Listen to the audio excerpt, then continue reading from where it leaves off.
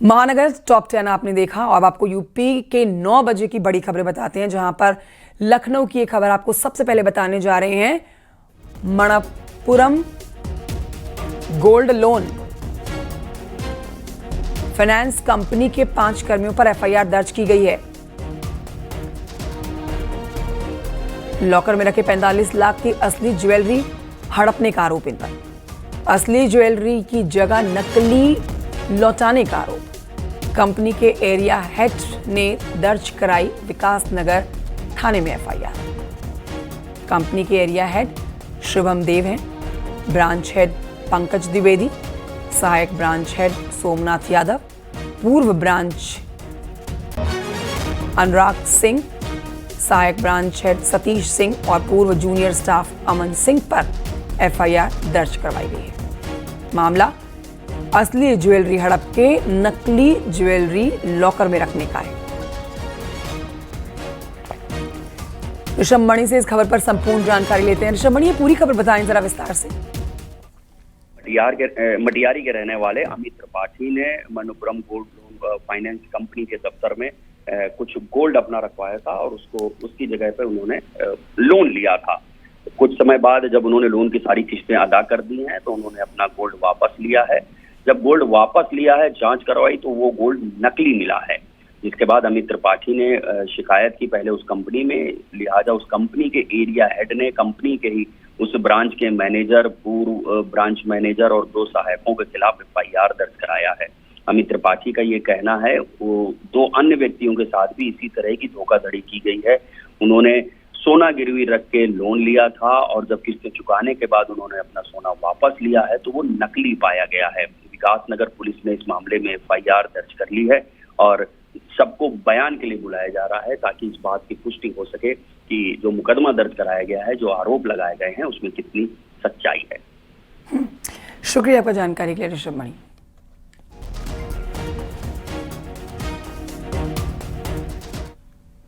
और ये आपको बताते हैं, लखनऊ के गोमती नगर में फन मॉल के सामने एक बेकाबू कार ने बाइक सवार 2 लोगों को टक्कर मार दी। हादसे में बाइक सवार घायल हो गए। बाइक सवार को अस्पताल में भर्ती कराया गया है।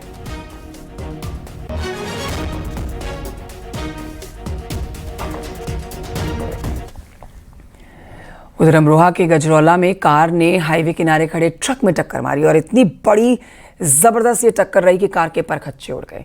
हादसे में आपको बता दें कि हेड कांस्टेबल जब्बार जैदी और उनके परिवार की कुछ और सदस्य जिनकी मौके पर ही दर्दनाक मौत हो गई। तस्वीरें आपके सामने दिल दहला देने वाली है। कार बहुत ज़्यादा रफ्तार में थी और ये ट्रक जो कि खड़ा हुआ था इसके पीछे जा घुसी। दर्दनाक हादसा जिसमें दंपत्ति की मौत हो गई है। सूचना प्राप्त होते ही तत्काल पुलिस मौके पर पहुंचती है और जानकारी मिलती है कि अमरोहा विशेष शाखा में तैनात एक मुख्य आरक्षी नाम जब्बार जैदी पुत्र रियाज जैदी, जो कि 3 दिन के आकस्मिक अवकाश पर गया हुआ था, वह अपनी पत्नी और 2 बच्चों के साथ इयॉन गाड़ी में वापस अमरोहा लौट रहा था और रास्ते में खड़े ट्रक से टकराकर उसकी गाड़ी का एक्सीडेंट हो गया। मौके पर ही जब्बार जैदी और उसकी पत्नी दोनों की मृत्यु हो गई। दोनों बच्चे जो कि घायल अवस्था में थे उन्हें सीएचसी भेजा गया, जहां उन्हें जीवन 24 हॉस्पिटल में रेफर कर दिया गया, जहां उनका इलाज चल रहा है। उधर लखनऊ के शहीद पथ पर मेदांता हॉस्पिटल के सामने पेट्रोल से भरा हुआ एक टैंकर सेफ्टी रेलिंग तोड़कर नाले में पलटा। लखनऊ के सुशांत गोल्फ सिटी थाना क्षेत्र की घटना। तस्वीरें आपके सामने।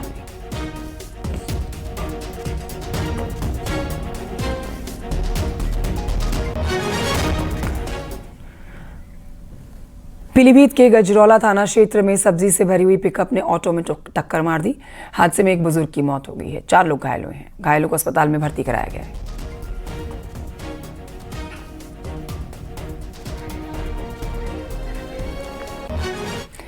मुख्यमंत्री योगी आदित्यनाथ के आदेश पर गोरखपुर की पंखुड़ी त्रिपाठी का एडमिशन 7th क्लास में हो चुका है, जिसके बाद पंखुड़ी और उसके परिवार वालों में खुशी की लहर है। सीएम योगी का उन्होंने धन्यवाद दिया। दरअसल आर्थिक तंगी के कारण पंखुड़ी के परिजन उसका एडमिशन नहीं करवा रहे थे, जिसके बाद पंखुड़ी ने जनता दरबार में सीएम योगी से एडमिशन करवाने की गुहार लगाई। रिपोर्ट देखिए।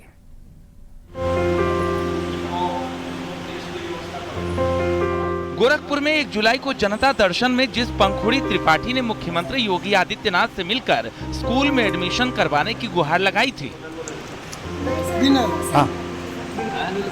मुख्यमंत्री के निर्देश पर उस पंखुड़ी त्रिपाठी का एडमिशन सरस्वती शिशु मंदिर में करवा दिया गया है। आर्थिक रूप से कमजोर परिवार की बिटिया पंखुड़ी त्रिपाठी और उसके पिता राजीव त्रिपाठी ने मुख्यमंत्री योगी आदित्यनाथ और स्कूल को धन्यवाद दिया है। मैं आर्थिक तंगी की वजह से फरवरी से अपनी बच्ची को स्कूल नहीं भेज पा रहा था। मैं अपनी बच्ची को मुख्यमंत्री जी श्री योगी आदित्यनाथ जी के पास भेजा। योगी आदित्यनाथ जी की आभार कृपा हम परिवार के साथ पड़ी और उन्होंने बच्ची को पुनः स्कूल में दाखिला कराया। मैं सब परिवार उनको तहे दिल से शुक्रिया अदा करता हूँ, धन्यवाद करता हूँ, बारंबार कोटि कोटि नमन करता हूँ। ये बच्ची माननीय मुख्यमंत्री जी के जनता दर्शन में गई हुई थी, वहाँ से निर्देश मिला हुआ है। बच्ची यहीं पर पढ़ रही थी और फिर उसका नामांकन उसमें कक्षा उन्नति करके कक्षा 7 में वर्तमान में वो अध्ययनरत है। आज गार्जियन के साथ वो आई थी, कक्षा 7 में बैठ करके पढ़ रही है। पंखुड़ी त्रिपाठी का कहना है कि कुछ राजनीतिक दल के लोग उसके यहाँ आए थे और उसे पैसा देने की पेशकश कर रहे थे, पर उसने मना कर दिया क्योंकि उसे मुख्यमंत्री पर पूरा भरोसा था। उन्होंने कहा था तुम्हारी फीस जल्द से जल्द माफ हो जाएगी और तुम आगे पढ़ोगी, मैं तुम्हें पढ़ाऊंगा। समाजवादी पार्टी से लोग मतलब पैसे के लिए ऑफर किया था, बट मैंने नहीं लिया क्योंकि मेरे माननीय मुख्यमंत्री जी ने मेरा एडमिशन करवा दिया था, तो मुझे और किसी की जरूरत नहीं।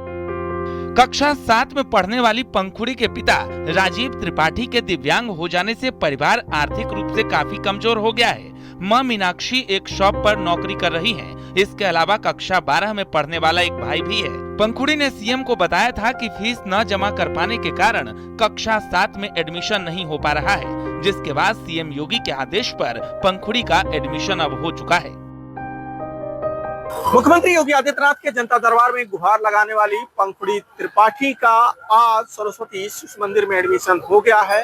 बच्ची फिर से क्लास में जाकर बेहद खुश है और मुख्यमंत्री योगी आदित्यनाथ पे अपने आप भरोसा जता रही है। आकाशवाणी साथराम गोपाल द्विवेदी, न्यूज़ 18 गोरखपुर। और आइए बढ़ते हैं आगे, राजनीतिक खबर आप तक पहुंचाते हैं, जहां पर आप ये जान लीजिए कि अपना दल एस में बगावत के सुगबुगाहट के बाद अपना दल एस की राष्ट्रीय अध्यक्ष और केंद्रीय मंत्री अनुप्रिया पटेल ने पार्टी के संगठनात्मक ढांचे में बड़ा बदलाव कर दिया है। अनुप्रिया ने अपने पति और यूपी सरकार में कैबिनेट मंत्री आशीष पटेल का ही डिमोशन कर दिया है। आशीष पटेल अब पार्टी में नंबर 2 से नंबर 3 की पोजीशन पर आ गए हैं। रिपोर्ट देखिए।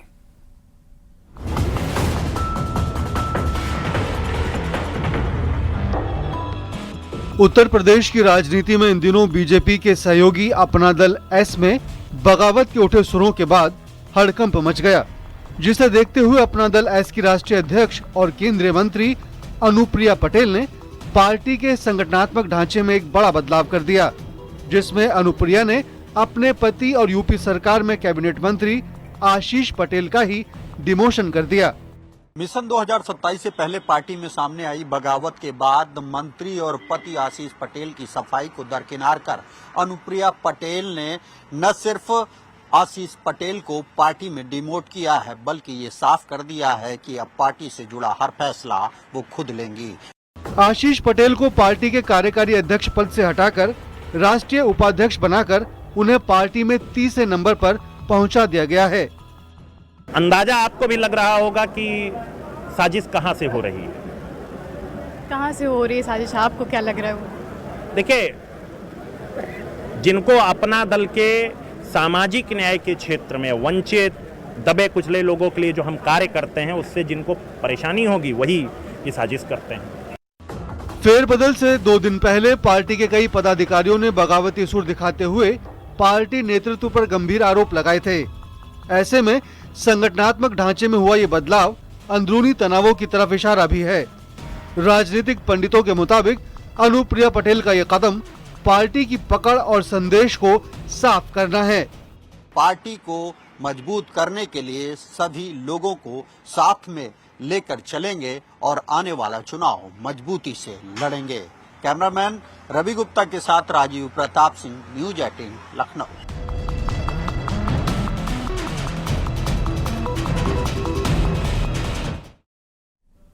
और आइए बढ़ते हैं आगे, मेरठ की खबर आपको बताते हैं, जहां पर एग्री इनोवेशन हब का आज उद्घाटन होगा। कार्यक्रम में केंद्रीय मंत्री धर्मेंद्र प्रधान, जयंत चौधरी, यूपी के कृषि मंत्री सूर्य प्रताप शाही मौजूद रहेंगे। मेरठ के सरदार वल्लभ भाई पटेल कृषि विश्वविद्यालय में एग्री इनोवेशन हब का उद्घाटन होना है।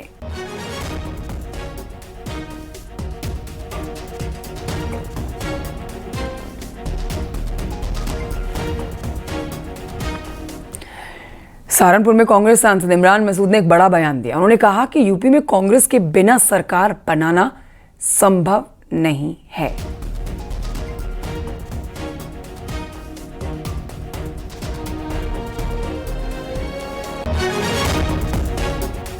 सरकार हमारे बिना नहीं बनेगी, ये तय है।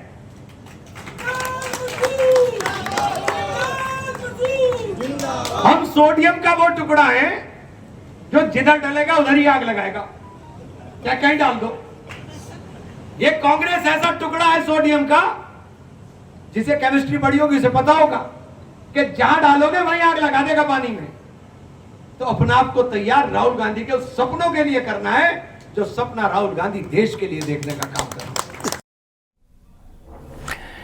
ग्रेटर नोएडा से खबर, जहां पर अन्नू पहलवान हरिद्वार से 201 लीटर जल की कांवड़ ला रहे हैं। हरिद्वार से जल लेकर अनु पहलवान गाजियाबाद पहुंचे हैं। न्यूज़ 18 से बातचीत में अनु पहलवान ने बताया कि रोज 4 किलोमीटर की दूरी तय करते हैं।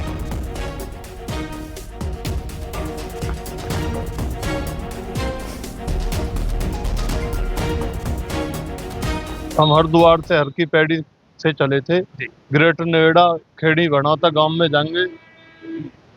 अच्छा, एक चीज बताइए अनु जी, हालांकि सभी भोले भक्त लेके आते हैं जल, लेकिन अब तक का सबसे बड़ा जल, सबसे बड़ी कावड़ आप लेकर आ रहे हैं। कितना किलो जल लेकर आ रहे हैं? 201 लीटर। 201 लीटर? हाँ जी। तो प्रतिदिन चलते कितना है आप? 3 से 4 किलोमीटर। 3 से 4 किलोमीटर। हाँ जी। तो किस तारीख को निकले थे आप हरिद्वार से? 6 मई से। 6 मई से? हाँ जी। तो रहने वाले मूलतः आप कहाँ के हैं? खेड़ी भरौता से। खेड़ी भरौता? हाँ जी। हाँ जी। तो कब तक पहुँचने की उम्मीद है? देखो वो तो बाबा है। कांवड़ यात्रा की व्यवस्थाओं को लेकर यूपी प्रशासन एक्शन मोड में है और इसी क्रम में आज मेरठ में प्रदेश के डीजीपी और मुख्य सचिव की एक अहम बैठक हो सकती है। बैठक में यात्रा की सुरक्षा व्यवस्था और शांतिपूर्ण संचालन पर मंथन किया जाएगा। कांवड़ यात्रा मार्ग पर दुकानदारों को नेम प्लेट लगाने से जुड़े विवाद पर दायर याचिका में जल्द सुनवाई की मांग को लेकर दायर याचिका की आज सुप्रीम कोर्ट में मेंशनिंग हो सकती है। इस बात से चिढ़ है कि एक अच्छा आयोजन कांवड़ियों को लेकर क्यों होता है और योगी सरकार इसकी चिंता क्यों करती है। उनको इस बात से चिढ़ है, इसलिए इस प्रकार की भाषा इस्तेमाल करते हैं। और ये सिर्फ अखिलेश यादव नहीं, इंडियन अलायंस के जितने लोग हैं, वो डीएमके हो, वो तेजस्वी यादव हो, वो राहुल गांधी हो, मल्लिकार्जुन खड़गे हो, प्रियंक खड़गे हो, सबकी भाषा सनातन विरोधी है। ये आपको बताएं कि हालांकि कांवड़ यात्रा 11 जुलाई से शुरू होनी है, लेकिन हरिद्वार से कांवड़ियों को इनका लौटना पहले से ही शुरू हो गया है। कई लोग पहले से ही यात्रा शुरू कर देते हैं। शिव भक्तों की टोलियां जो हैं, देखिए, कंधे पर गंगा जल लेकर पैदल ही रवाना हो जाती हैं। प्रशासन की तैयारियां श्रद्धालुओं के लिए शानदार हैं। जायजा लिया हमारे सहयोगी दीपक बिष्ट ने, देखिए उनकी रिपोर्ट। यात्रा जो है भले ही 11 जुलाई से शुरू होने वाली है, उसके लिए प्रशासन ने कई जगह पर इस तरह से टेंट की व्यवस्था की है। लेकिन जिस प्रकार से हम देख रहे थे पिछले कुछ दिनों में लगातार जिस तरह से कयास हो रहे थे कि कांवड़ यात्रा को लेकर कि कितने लोग इस कांवड़ यात्रा से जुड़ेंगे और कितने लोगों की भीड़ होगी, इसको लेकर प्रशासन ने अपने आंकड़े जुटाए हैं। लेकिन कांवड़ यात्रा करने वाले लोग अब कांवड़ लेकर हरिद्वार से इसी तरह से आ रहे हैं और आप देखेंगे एक बड़ा परिश्रम होता है। और इस परिश्रम को देखते हुए यहाँ पर देखिए कांवड़ के रूप में यहाँ पर अपने बुजुर्ग को यहाँ पर बिठाकर लेकर आ रहे हैं। और सबसे अहम चीज़ की कांवड़ यात्रा जब शुरू हुई उसके पहले ही यहाँ पर कांवड़ जल लेकर जो भोले के भगत हैं वो यहाँ पर अब पहुँचने लगे हैं। और ये रूट आपको हम दिखाएंगे, मुजफ्फरनगर की तरफ ये जा रहा है और हरिद्वार से लोग आ रहे हैं और सब इसी तरीके से यहाँ पर लेकर आ रहे हैं। आप लोग कहाँ से आ रहे हैं? हरिद्वार। हरिद्वार से। ये कौन बैठे हैं? पिताजी जल लेकर, एक साइड में जल लेकर आप लोग चल रहे हैं और एक तरीके से लेकर चल रहे हैं। दिल्ली जाएंगे। अच्छा, दिल्ली जाएंगे आप? जाएंगे। तो कब निकले थे आप लोग आगे यहाँ से? हम लोग 23 तारीख को। जिस तरीके से पिछले कुछ दिनों में लगातार ये हो रहा था कि दुकानों में पहचान को लेकर खासा यहाँ पर चर्चा में बना हुआ था मुजफ्फरनगर, उसको लेकर क्या कहेंगे? बहुत बढ़िया सुविधा है, बहुत बढ़िया। एकदम कोई दिक्कत नहीं हो रही है रास्ते में। हाँ।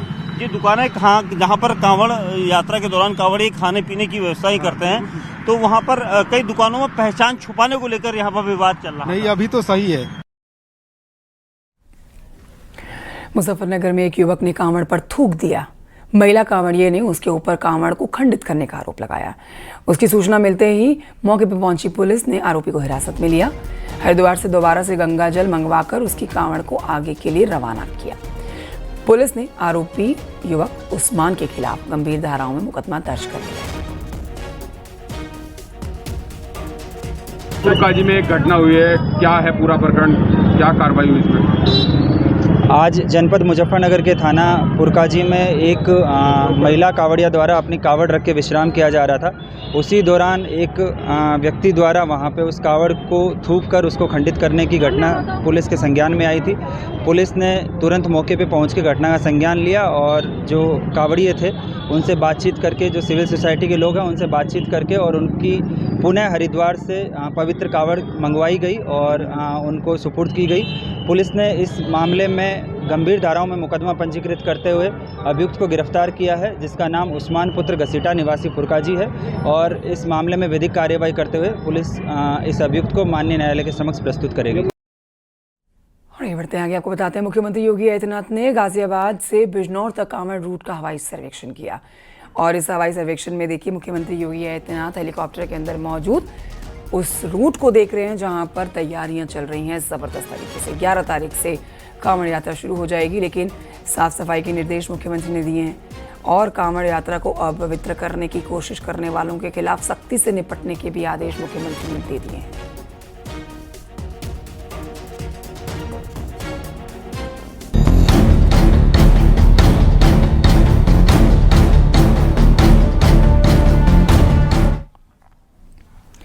बलरामपुर से खबर, जहां पर जमालुद्दीन उर्फ छांगुर बाबा की कोठी पर चलेगा बुलडोजर। छांगुर बाबा की कोठी पर नोटिस चस्पा कर दिया गया है। 3 अलग अलग नोटिस चस्पा किए गए हैं। 15 मई को अतिक्रमण हटाने का आदेश जारी कर दिया गया। अवैध अतिक्रमण पर बनाई गई है कोठी। नीतू नवीर रोहरा के नाम पर मधोपुर की जमीन पर ये कोठी बनी है, जहां पर अब पुलिस बल को खड़ा कर दिया गया है।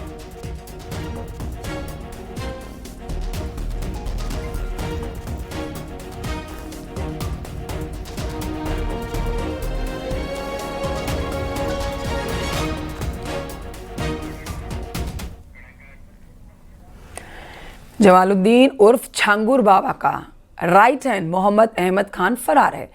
अहमद खान के खिलाफ कई आपराधिक मामले दर्ज हैं। फिलहाल जांच एजेंसियां इस मामले की गंभीरता से पड़ताल कर रही हैं। हर रोज चौंकाने वाले खुलासे हो रहे हैं और इस नेटवर्क के तार विदेशों से भी जुड़े हैं, उसकी भी जांच हो रही है।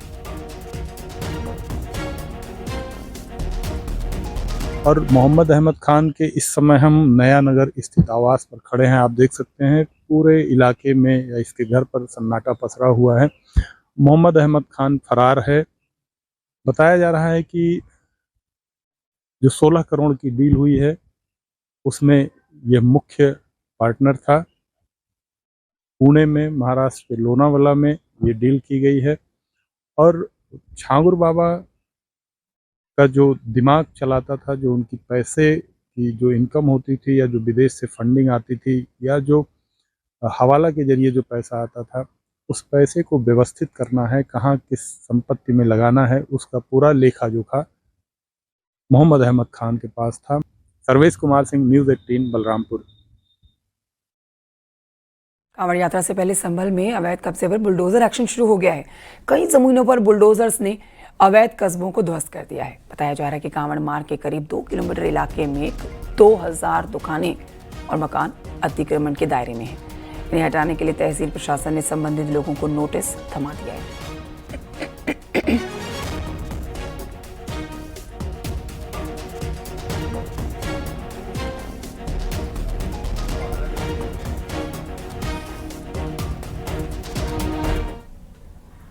देखिए, 11 तारीख से जो कांवड़ यात्रा शुरू होनी है उसमें संभल तहसील में हमने अभी फ़िलहाल 200 के आसपास ज़मीनें और पॉइंट्स चिन्हित किए हैं जहां पे लोगों ने अवैध अतिक्रमण कर लिया था। रास्ते की ज़मीन है, उसमें लोगों के द्वारा जो भी अतिक्रमण किया गया था उसको नियमानुसार कार्रवाई करते हुए आज तहसीलदार द्वारा मौके पे खाली कराया जा रहा है।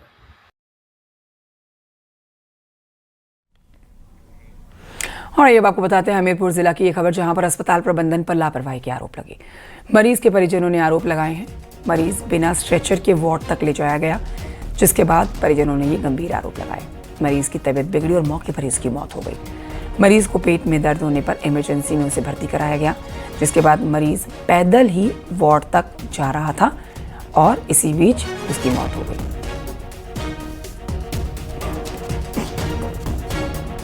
नाम हमारा सड़क रहने वाले हैं। क्या समस्या हुई है आपको? समस्या भाई जी वही हुई है कि हमने वार्ड नंबर 8 बजे भर्ती किया और भर्ती में 10 मिनट बोतल चली, इसके बाद उसको बोतल निकाल दिया, उसको पैदल निकाल दिया, ऊपर रेम्प पे जाके सड़क के रेम्प में ही गिर गए।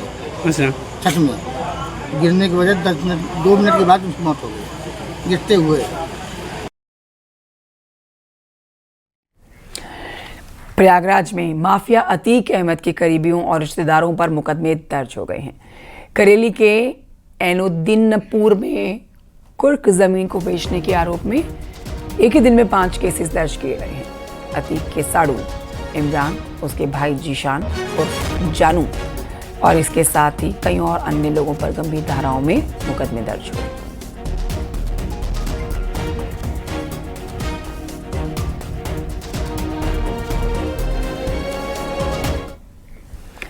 हापुड़ से खबर, पुलिस की 20,000 के इनामी बदमाश से मुठभेड़ हुई। गोली लगने से बदमाश घायल हुआ। गुल्लू इसका नाम है। इलाज के बाद इसे अस्पताल में भर्ती करने के बाद जेल में डाल दिया गया। इसके खिलाफ गैंगस्टर, गोकशी, आर्म्स एक्ट, NDPS एक्ट और कई संगीन धाराओं में मुकदमे दर्ज हैं। योगी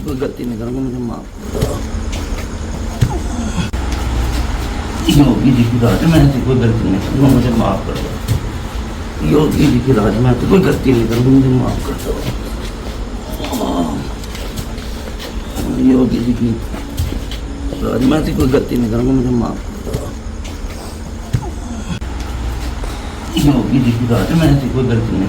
माफ कर दो। वांछित बदमाश से मुठभेड़ हुई है। गिल्लू पर गैंगस्टर एक्ट और गोकशी आदि के लगभग 1 दर्जन से अधिक मुकदमे पंजीकृत थे तथा वह गैंगस्टर एक्ट में वांछित चल रहा था। उस पर 20,000 का इनाम भी था। अभियुक्त के बाएं पैर में गोली लगी है तथा उसके पास से एक अवैध तमंचा और एक बाइक बरामद हुई है। अभियुक्त को इलाज हेतु भिजवा दिया गया है तथा आवश्यक विधिक कार्रवाई कराई जा रही है। फिरोजाबाद से खबर, जहां पर नाबालिग लड़की से रेप के आरोपी को पुलिस ने मुठभेड़ के बाद गिरफ्तार किया। आरोपी सोहेल उर्फ छोटू ने 6 जुलाई को लड़की से रेप किया था। पीड़िता के परिवार की शिकायत पर पुलिस ने पॉक्सो एक्ट के तहत मामला दर्ज किया और कार्रवाई शुरू की और इस शख्स को गिरफ्तार कर लिया गया। पैर में इसकी गोली लगी, भागने की कोशिश कर रहा था और मजबूरन पुलिस को इसके पैर में गोली मार देनी पड़ी। अस्पताल में इलाज के बाद अब इसको जेल में डाला गया है।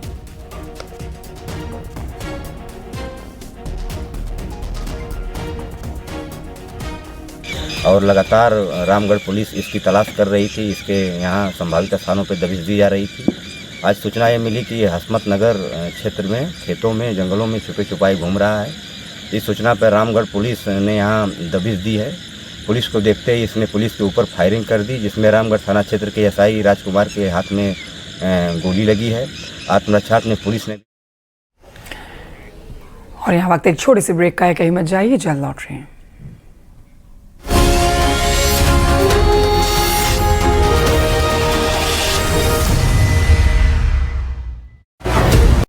आप देख रहे हैं न्यूज़ 18 उत्तर प्रदेश उत्तराखंड।